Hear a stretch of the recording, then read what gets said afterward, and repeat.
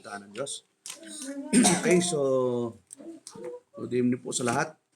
At buksan po natin ating mga Biblia dito sa Matthew chapter 6 verse 33. Yan. Sa mga naka-join sa Google Meet, pwede niyong buksan ang mga Biblia sa Matthew 6:33. Sabi po doon, "But seek ye first the kingdom of God and His righteousness, and all these things shall be added unto you." So purihin po ang Diyos sa pagkabasa ng kanyang mga salita. Tayo po'y manalangin. Ama, mapangyarihan, salamat o Diyos sa gabi ito, sa muli pagkakataon na kami po ay nagkasama, nagkatipon sa lugar na ito. Pag kayo po ay aming luwalhatiin, dakalian at sambahin sa banal mong pangalan. Nawa o Diyos, kayo po ang magturo sa amin na maintindihan namin ang mga aral na aming napag-aralan ngayong gabi. Hindi po ang aming sarili, kundi kayo lamang po ang maitaas sa aming mga buhay. Lahat po na ito, Diyos, dinadalangin namin sa pangalan ni Jesus. Amen. So ngayong gabi ito ay pag-aralan natin ay "But seek you first the kingdom of God and His righteousness." So dito po sa ating binasa, mga kapatid, ito po ay isa sa mga sermon ng ating Panginoon pagkatapos na siya po ay mag-fasting ng 40 days and 40 nights. Siya po ay hindi kumain, medyo mahabang hindi kainan yun, ano? 40 days and 40 nights. So sa atin, isang araw lang, medyo nagre-revolution ng ating katawan. Si Jesus Christ, 40 days and 40 nights din siya kumain. Kaya makita natin yung temptation na dumating sa Matthew chapter 4 verse 3. Kung babalikan lang po natin yung verse na yon bago tayo tumungo doon sa pinakasermon niya. Matthew chapter 4 verse 3, sabi ng ating Panginoon, "And when the tempter came to him, he said, If thou be the Son of God, command these stones be made bread." So makita natin na alam ng diablo o alam ng kalaban kung ano yung weakness ng ating Panginoon. Ano yung weakness ng ating Panginoon? Gutom. Yon. So kapag hindi ka kumain, siyempre ilang araw yon, no? 40 days. Tayo nga, isang araw, medyo nagko-complain na tayo. So makita natin na yung kalaban natin, alam din yung weakness natin. Ano ba yung weakness ng mga tao? Siyempre, sabi ng mga dalubhasa sa Bible, tatlo lang yung weakness ng babae at lalaki. Yung letter, tatlong G. Yun. Ano yung number 1 G? Babae at lalaki ito, no? Pag ikaw ay babae, ang weakness mo ay boy. Pag ikaw ay babae, ang weakness mo ay guy. May babae bang ang weakness ay girl din? So, alanganin yun. So, guy. Pag lalaki ka, weakness mo ay girl. Number 2 ay, ano yan na bertong weakness? Yung gold. Yun, parehas lang yung money o yung mga temporal na mga financial. Yun ang minsan pwede kang bumagsak. Pangatlo, yung glory. Ayan.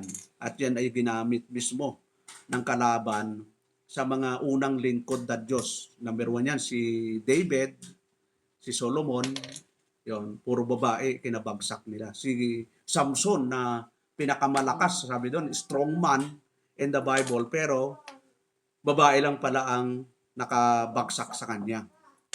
So, sa babae bumagsak na babae dahil sa lalaki sa Bible. Parang wala, no? Mukhang malakas ang babae. Lalaki ang bumagsak dahil sa babae. So, yan, yung temptation na yan ay dumarating sa anumang oras, sa iba't ibang panahon, iba-ibang lugar. Kung nandun tayo sa panahon na mahina, doon dumarating yung kalaban. So, ang maganda dito ay ang Panginoon ay hindi po nagpatukso sa lahat ng aspeto, no? Kaya makita natin yung sermon niya, nagsimula yan sa chapter 5. Yun, hanggang sa mga kasunod na verses. Pero focus po tayo doon sa chapter 6 na ang pinaka-context po nito ay para i-encourage ng Panginoon yung mga disciples niya na palaging i-priority yung kingdom of God. Kaya makita natin, kung babalikan lang po natin yung 31, sabi ng ating Panginoon, "Therefore take no thought saying, What shall we eat? What shall we drink? Or withal shall we be clothed? Kaya huwag kayong mga balisa na mga sasabi, ano ang aming kakainin o ano ang aming iinumin o ano ang aming daramtin." So ito yung mga palaging reklamo ng mga tao Yung tatlong yon, no? Mayroon pa bang dagdag na reklamo ang tao maliban sa tatlong ito, sister? So ito lang talaga. Meron ka siguro, pero Yung iba yan, dagdag yan, na lang. oh, Ano ang yan aking cellphone, maluma na. importante. So, maliban dito, maring may iba, pero ito yung priority. Nangunguna. Number one na kinocomplain ng tao. Yung kakainin, iinumin, at saka daramtin. Sabi sa Tagalog, sapagkat sa kaya huwag kayong mga balisa. Yon, sabi, ini-encourage ng ating Panginoon yung kanyang mga kausap dito, mga alagad niya, 12 disciple, na huwag daw mga balisa na mga sabi. So ang huwag daw mabalisa ay yung mga Kristiyano, mananampalataya. Kasi yung mga natural man o yung mga hindi Kristiyano, natural po talaga sa kanila na mabalisa kasi wala ho tayo silang pananampalataya sa Diyos. Wala silang tiwala sa Diyos. Wala silang tinatawag nating spiritual values na tulad natin, tayo born again, na mataas yung antas ng ating pagtitiwala sa Diyos. Kaya sinasabihan ng Panginoon, kaya huwag kayong mga balisa na mga agsabi, kasi bagong buo na mga disciple. Talagang hinugot lang yan nung sinabi kay Peter, follow me, yon. Hindi na nag-resist yung mga disciple eh. Sabi niya sa Matthew 4:19, gagawin ko kayong mamalakayan ng tao. I will make you a fishers of men. So, walang resistance eh. Irresistible yung tawag ng Panginoon. Kaya dito, makita natin na ang sinasabihan dito na huwag mga balisa na sasabihin na ano ang aming kakanin. Yon. Ang sinasabihin ito, mga alagad, mga Kristiyano. Kasi karaniwan na nagsasabi niya, mga unbeliever. O anong aming iinumin o anong aming daramtin. Verse 32, sabi ng Panginoon, for after all these things, do the Gentiles seek. So yung mga nagsasabi noon, mga Gentil o yung mga hindi Kristiyano, kasi during that time, dalawa lang naman eh.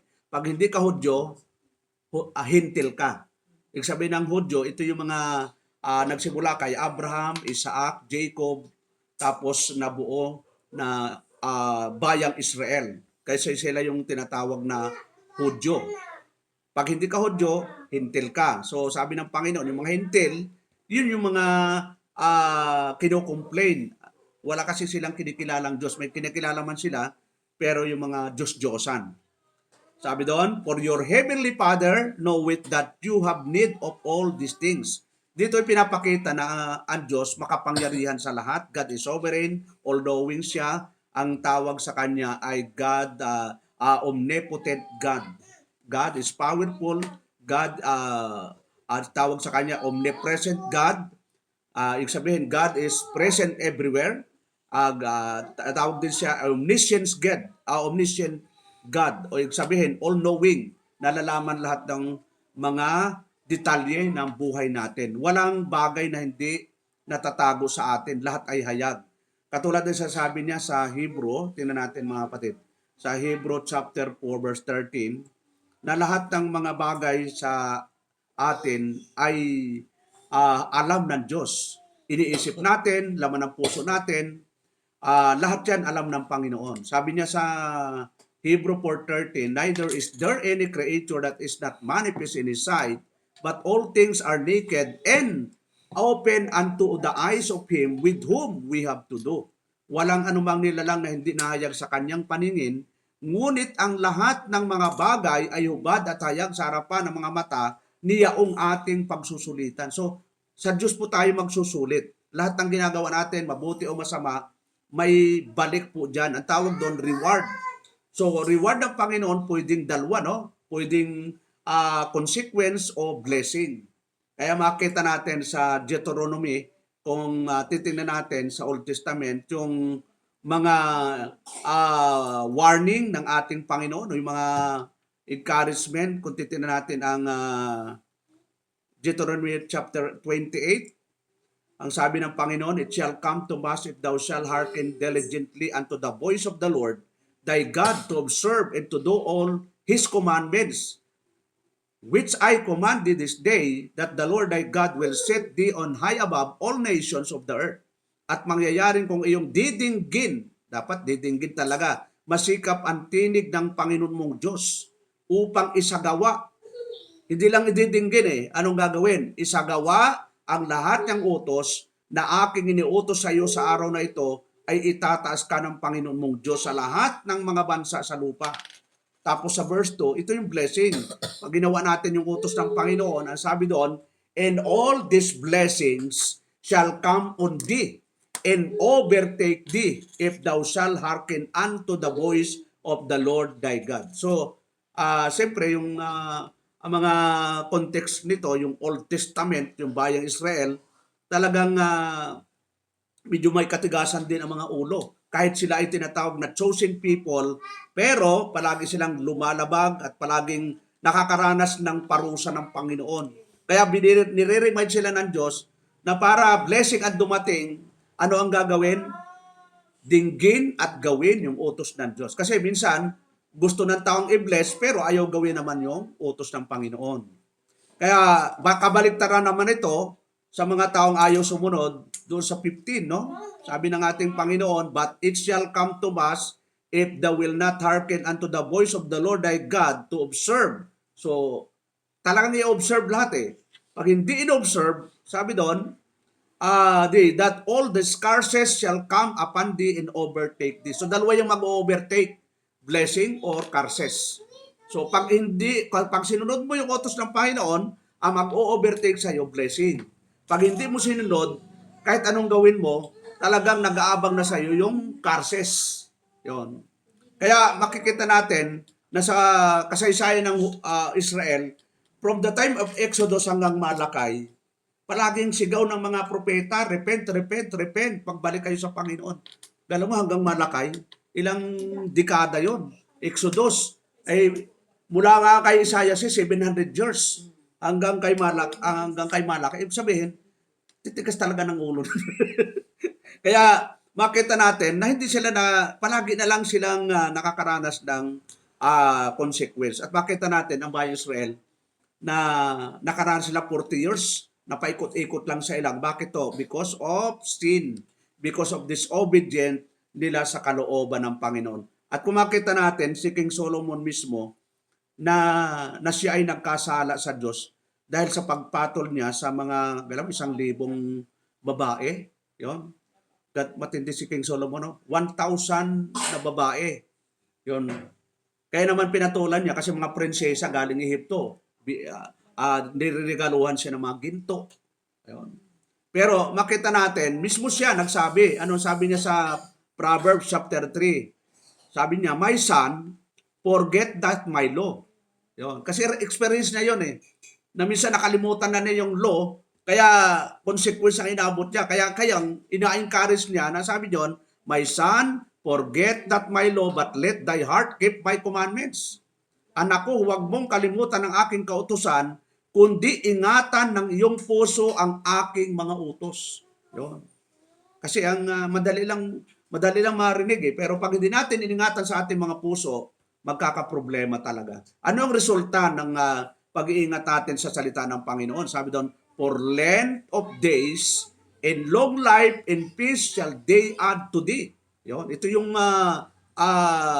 resulta ng pagsunod natin sa Diyos. Ano yon? Sapagkat karamihan ng mga araw at mga taon ng buhay at kapayapaan ay madadagdag sa iyo. Di ba sa mga anak, para humaba ang buhay ay igalang ang magulang. Ngayon sa mga adult, ito yon. Kahit sa atin, kahit sa senior citizen, para humaba daw ang buhay, ano ang gagawin? My son, forget not my law, but let thy heart keep my commandments. Yon.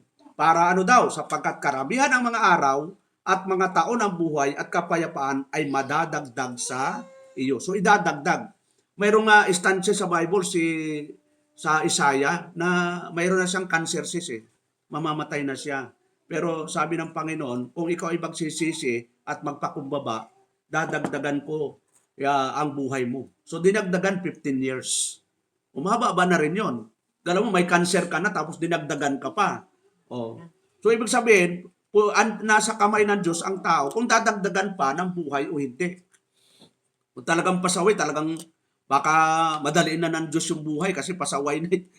So, kung babalikan natin yung ating pinapag-aralan, sabi doon, yung mandate talaga ng Panginoon, ano yung mandato? But seek you first the kingdom of God in its righteousness. Yun talaga yung mandato sa atin bilang Kristiyano, bilang mananampalataya. Walang ibang mandate na kailangang unahin natin kundi yung kanyang kaharian. Ano ba yung kaharian na tinutukoy dito? Ito yung extension ng kingdom dito sa lupa, yung iglesia, yung church. Kasi wala pa naman tayo sa eternal na kingdom eh. Kaya pag sinabing seek ye first the kingdom, dito yon, dito sa mundong ito. Kasi yung iglesia, tinawag sa Bible na, tingnan natin sa uh, 1 Timothy chapter 3, verse 15. Sabi ni Apostol na Pablo, but if I tarry long that thou mayest know how thou oughtest to behave thyself in the house of God. So yung iglesia, tinawag na house of God, which is the church of the living God. Yun, isa pa rin tawag doon sa church. Church of the living God. Tapos ano pa? The pillar and ground of the truth. So, yung mga katawagan na yon. Tapos kung titingnan din natin yung Book of Acts, chapter 20, verse 28, ito rin yung isang katawagan. Sabi doon, take heed therefore unto yourself and to all the flock over the which the Holy Ghost had made overseers to feed the church of God. Ayun. Isa pong tawag sa iglesia, church of God, which he had purchased with his own blood. Yun. Ano pa? 1 Corinthians 3.16. Ito rin po yung katawagan sa church. 3.16, ano yung sabi ni Apostol na Pablo? Know you not that you are the temple of God and that the Spirit of God dwelleth in you. Yun yung iglesia, tinawag sa Corinto na temple of God. Ano ba sa Tagalog? Hindi ba ganyan nalaman na kayo'y templo ng Diyos? Ang sinasabihan dito, kabuuan ng iglesia ng Corinto, na yung Corinto, ang tawag doon ay templo ng Diyos. Na at ang Espiritu ng Diyos ay nananahan sa inyo. Yon, sa iglesia. Kaya nga, sabi nung 17, if any man defile the temple of God, yung temple of God, yung church, him shall God destroy, for the temple of God is holy, which temple you are. Tayo mga tao, kabahagi tayo ng temple of God. Kaya, anong sabi doon? Kapag gibain ng sino man, ibig sabihin, yung kabahagi ng church, kapag giniba ito, ibig sabihin, gumagawa ng kasalanan ng templo ng Diyos, siya'y igigiba ng Diyos. Sapagkat ang templo ng Diyos ay banal, na ang templong ito ay kayo. Yon. Kaya isa lang sa atin ang gumawa ng mali, kabuuan talaga tayo, magkakaroon tayo ng consequence. Yon. Hindi lang yung gumawa ang paparusahan. Kasi kabahagi siya ng katawan. Parang kamay. Kamay lang ang magkasakit. Sa palagay, hindi mararamdaman ng buong katawan, sister? Mararamdaman yan. Kahit kuko ang namaga sa'yo, talaga, naku, pasto. Hindi mo na ako dadalo na maga yung kuko ko. O gala mo yun? Damay eh. Damay yung buong katawan mo. So, ganun din sa atin. Kasi siya, ang iglesia, tinawag Kingdom of God, Church of God, Temple of God, na yung templong ito daw ay banal. Pag sinabing banal, ibinukod ito ng Diyos. Kaya kailangan talaga, yung ginagawa natin ay hindi ko kontra sa gusto ng Diyos. Kasi mapaparusahan po talaga tayo. At marami ng beses na naranasan natin yan dito sa Primitive Baptist Cavite. Talagang naranasan natin yung parusa dahil sa mga kapatiran din gumagawa ng kasalanan. Nakala nila, sila lang ang parurusahan, nila alam, pati tayo nadadamay. Yun.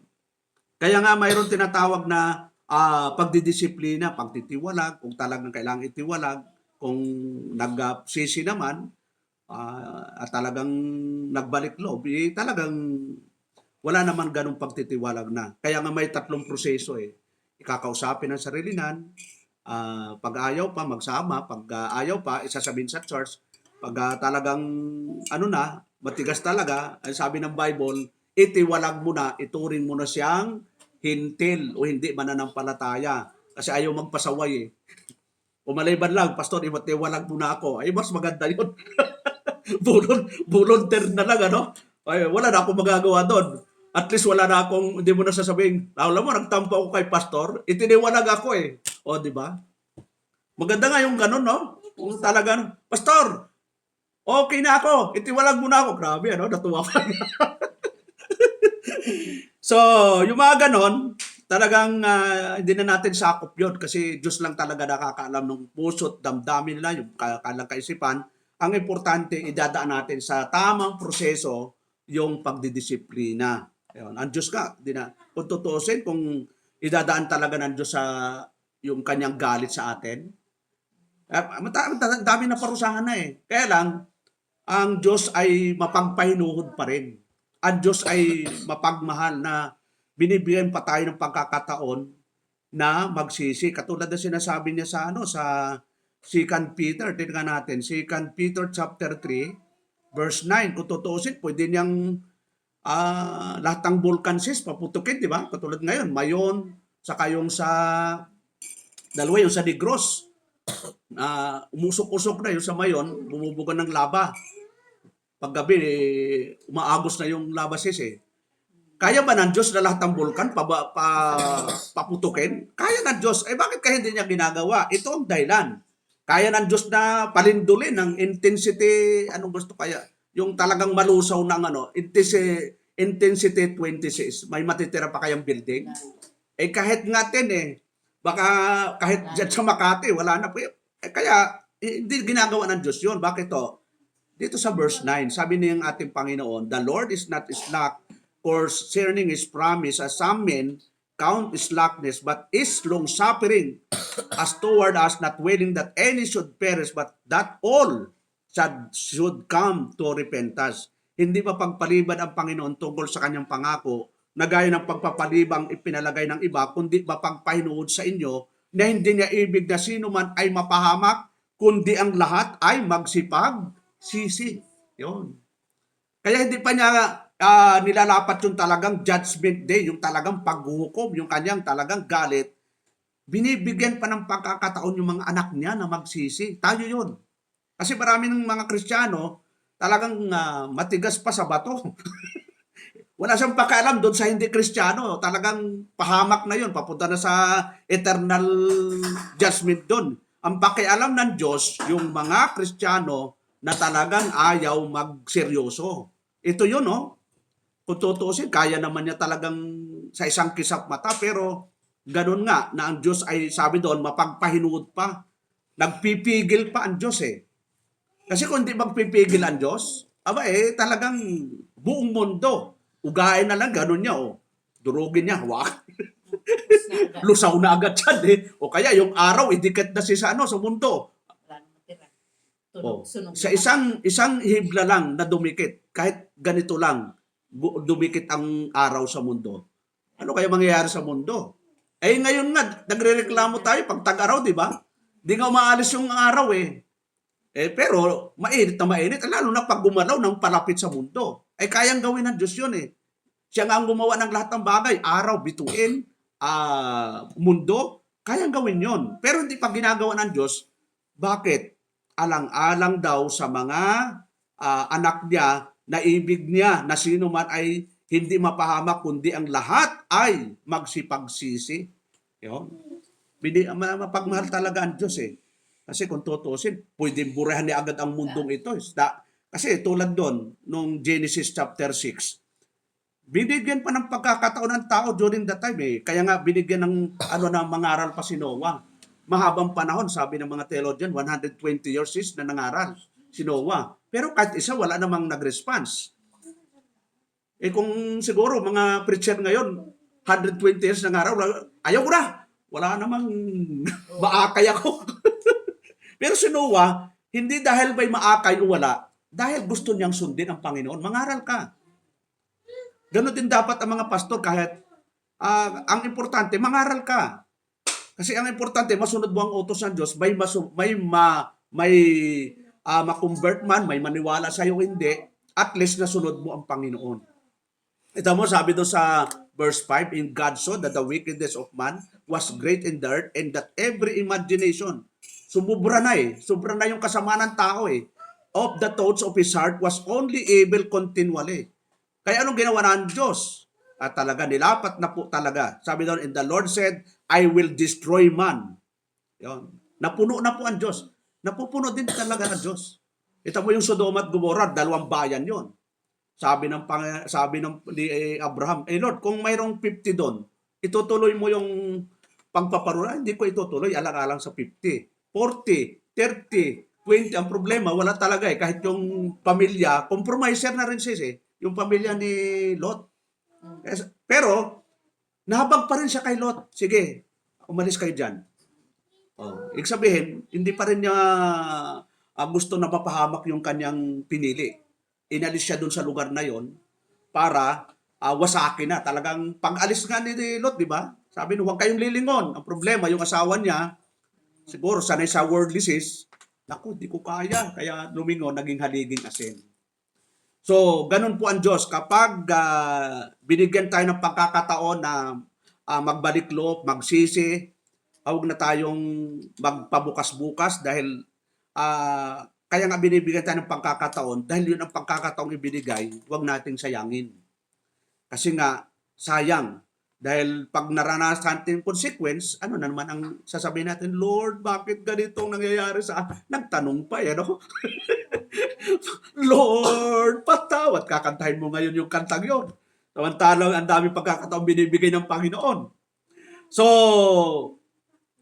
ano yung kailangan natin? Palaging uunahin natin yung mandato ng Panginoon, yung word na seek you first. Yun, palaging number 1 yan eh. Yan, paulit-ulit natin sa listahan, ganito, unahin ko si Lord, ganito. Number 1 talaga, number 1, number 1, number 1. Yun. Brother Lilik, number 1 mo si Lord. Iligay mo sa number 1. Yun. Number 2, anong number 2 mo? Yun, dapat yung number 2, bahala ka na doon hanggang anong number. Basta number 1 si Lord. Yan. Pag number 1 si Lord, nagba-Bible reading, nagpe-pray, nag-a-attend ng fellowship. Yun ang ibig sabihin ng seek you first, the kingdom of God. Yun ang talagang ilalagay. Pag sinabing the kingdom of God, ito ay yung nagro-rule ang Panginoon. Tapos in His righteousness, ito yung katuruan ng Panginoon. In His righteousness. Hindi katuruan natin. Hindi katuruan ng mga ninuno natin. Kasi di ba, yung mga ninuno natin, daming kasabihan eh. Lalo na nung bagong taon. Huwag kayong magbabayad ng utang pag auno. Kailan? Adus na lang. Huwag kayong mag-break pag auno. Kailan kayo mag-break? Adus na lang. Grabe. Maganda kayo 12 bilog. Bakit? Katumbas yan ng 12 taon. At yan ay nagsisimbolize ng bilog yung barya. Blessing pa rin yun, sabi nila. So walang kinalaman sa blessing ang anumang handa. Kaya tayo naghahanda sa anumang okasyon ay para kumain at mabusog. Walang kinalaman yung handa para pagpalain tayo. Yun, may preaching pa ako dyan eh. Yung huling preaching ng virtual. Ako po yung yung pwede nyo panoorin yun. Maganda po yun eh. So sabi doon, for the kingdom of God is not meat and drink, but righteousness and peace and joy in the Holy Ghost. Yun. Yung kingdom of God. Psalms 119 verse 105, Thy word is a lamp unto my feet and a light unto my path. So memory verse natin to no? So yung contrast ito, yung pagkakaiba, the rejection of worldly worry. So ang mundo palaging nag-aalala. Ito yung trabaho nila mag-alala, anong kakainin, iinumin, daramtin. Pag sinabing all these things na sinasabi ng Panginoon na idadagdag, ano yung all these things na ito, yung kakainin, iinumin at daramtin. Dapat hindi tayo nag-aalala nun. Kasi yung unbelievers, doon nakapokus lang doon sa tatlong yun Palaging nag-aalala, kaya nga makita mo yung mga pag-Kristiyano ka, yung makikita mo yung aura, relax na relax. Yun. Pag unbeliever ka, kahit medyo bata-bata pa, parang kung nung sa amin, pag umuwi ako, yung mga kaedad ko, ang layo na Layo na sa itsura ko. Magkaedad naman kami. Balbasarado, puting-puti na ang buhok. Tapos, talagang kulubot na Yung iba, wala na. Kinuha na ni Lord. Sabi nga sa akin, parang di ka tumatanda. Sabi ko, ang sekreto, unahin mo muna si Lord. Kasi pag inuna mo si Lord, lahat ng gusto niya, at tulad niyan, mahilig tayong kumain. Yun. Kaya ako nagsimulang uminom ng herbal 1996 herbalist na talaga ako lahat ng sinasalihan ko, o umiinom sis eh. Sabi ko, subukan ko nga anong epekto. Pero hindi ko pa nakikita yung epekto. Ngayon ko na nakikita na may epekto talaga. Kasi yung iba, pagkainom, wala namang epekto. So, pag sinabing trust in God's knowledge, ibig sabihin, nagtitiwala tayo sa kalooban ng Panginoon, sa kanyang kaalaman, dahil siya naman nakakaalam.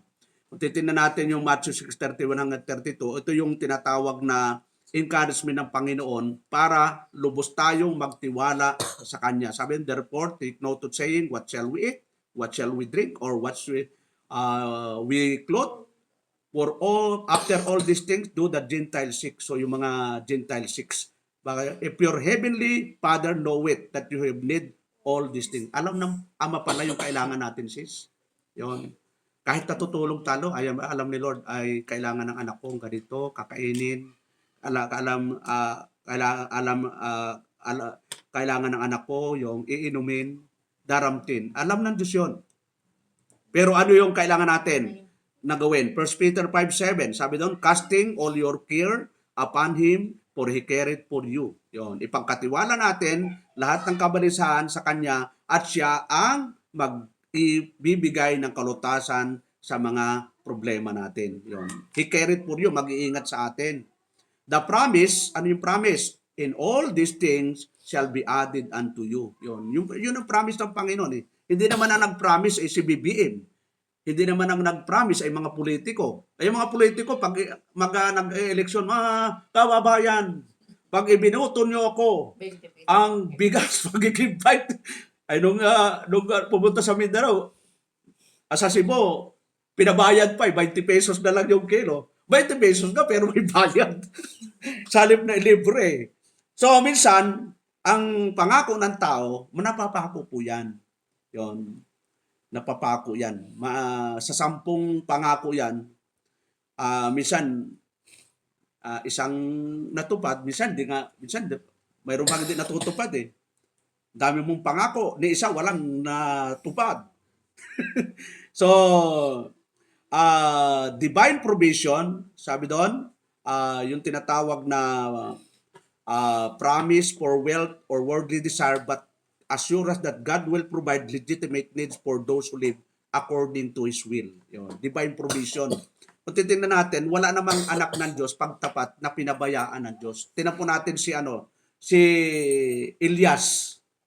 Di ba si Elias, pinipersecute siya ni Jezebel dahil nirebuke siya. Yung hari siya pero ang nagmamandosis yung babae. Kaya ang tawag Jezebel, under Disaya yung hari. May hari pero hindi naman siyang nasusunod yung asawa niyang babae. Kaya, di ba sa ating kapanahunan, ang tawag sa ating kapanahunan anong tawag doon kapag ang lalaki under Disaya? O kaya, may isa pang tawag doon Ano pa yun? Takusa. Takot sa asawa. Ano pa, may isa pa Asmama. Asma. Bago magdesisyon, asma muna. Sabihin ko muna kay mama. Nagkakantsawan kami pag... Walang yung pastora, yung asma. Ha? Ask mo mama. Sa, alam ko pa. Yung asma, yun ang ano namin pag Google Bet, pag kami lang. Sino kaya sa atin ang asma? Sabi niya, alam na. Alam na. Kami naman, aspa muna, aspa. Ayaw ko mag-asma. Pero kami dalawa ni Mrs. nag-uusap kami, pero pinapakinggan ko siya. Pero siyempre bilang pastor, ina-analyze ko yung sasabihin niya. Kung tama naman, di okay naman. Yun. Di naman porke babae, hindi mo napapakinggan. Hindi tama yan, ikaw babae, kaya so dapat makikinig din yung lalaki. Hindi porke sinabing magpasakop ay wala nang ibig. So kailangan kunin din yung ano ng babae. Alam mo, yung sinabi niya, biblical. O, tama yan Yun. So, mag-a-agree kayo doon. Trust and faith. Yun ang importante, magtiwala tayo sa Diyos. Kasi pag nawala yung tiwala, yun na, babagsak at babagsak na yun. Unti-unti nang mababagsak. So, Philippians 4:19, sabi doon, but my God shall supply all your need according to His riches in glory by Christ Jesus. Yon. Si Apostol Pablo, mahirap ang experience dito eh. Kala mo, nagministeryo siya, nasa bilangguan siya nito. Ang nagsusupply sa kanya ng pangailangan nung nagministeryo, yung Philippian Church. Sabi niya, kayo lang. Sa dami ng iglesia na nasimulan niya, itong iglesia ng Philippian, siya lang yung nagsuporta dito. Kaya sabi doon, but by God shall supply all your needs according to His riches in glory by Christ Jesus. So, ibig sabihin, basta magtiwala ka sa Diyos, hindi tayo pababayaan.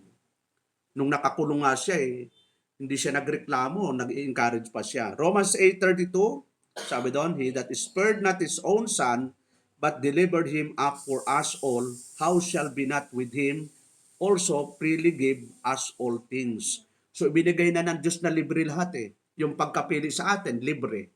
Di ba? Yung pagtubo sa atin, libre. Yung pagiging born again natin, libre. Pagdating natin sa final phase, yung bago yung ating katawang lupa, magiging glorified body, libre. So lahat libre. Hindi na tayo pinabayad. So ano ang response natin ngayon mga kapatid? Yung maging tapat lang tayo sa Kanya. Yun lang naman nilingin ng Panginoon Bilang tayo anak ng Diyos, yung maging faithful tayo sa lahat ng aspeto ng ating buhay. So yun lang sa gabing ito mga kapatid. At yun yung ating title ngayon. Pamagat ating pinag-usapan, but seek you first the kingdom of God and His righteousness. So tayo panalangin, salamat o Diyos sa gabing ito, sa iyong kabutihan, sa iyong biyaya. Salamat o God at nawa sa aming mga napag-aralan. Kayo po ang nabigyan ng karangalan sa aming mabuhay. Tawa, malagay po sa aming puso at isipan at sa aming pang-araw-araw na buhay. Ito po ay mai-apply namin upang kami po ay maging marapat sa iyong ministeryo, Lord. Salamat o Diyos sa mga paalalang ito na nagbigay po sa amin ng hamon upang patuloy namin kayong unahin sa aming mga buhay. Sa bawat isa po sa amin, lalo po sa pamilya Piher, sa panguna po ni Sister Janice sa kanyang dalawang anak, kayo po magpala sa kanila. Ano po ang mga dalahin, problema na kinakaharap nila, O Lord, kayo po ang magkatagpo nito, kayo po ang tumulong sa kanila. Ano po ang plano ng pamilyang ito, ay kayo po ang mag-guide sa kanila sa tamang direksyon na wag silang malayo sa paglilingkod sa iyo, Lord. Ganun din po Diyos sa bawat sa amin na narito, sa mga naka-join sa Google Meet, kayo po ang magpala sa bawat isa sa amin na ano po ang mga pangailangan naming material, pinansyal at higit sa pangailangan espiritual na kalaguan, kayo po ang mag-provide sa bawat isa po sa amin. Sa mga plano namin individual, nawa tulungan mo kami, O Lord, i-guide mo kami sa tama na hindi na kukontra sa iyong kalooban. Salamat, O Lord, at lahat po ito ay dinadalangin namin sa pangalan ni Jesus. Amen and amen. Okay, God bless sa inyo, kapatid. Mukhang nakalimutan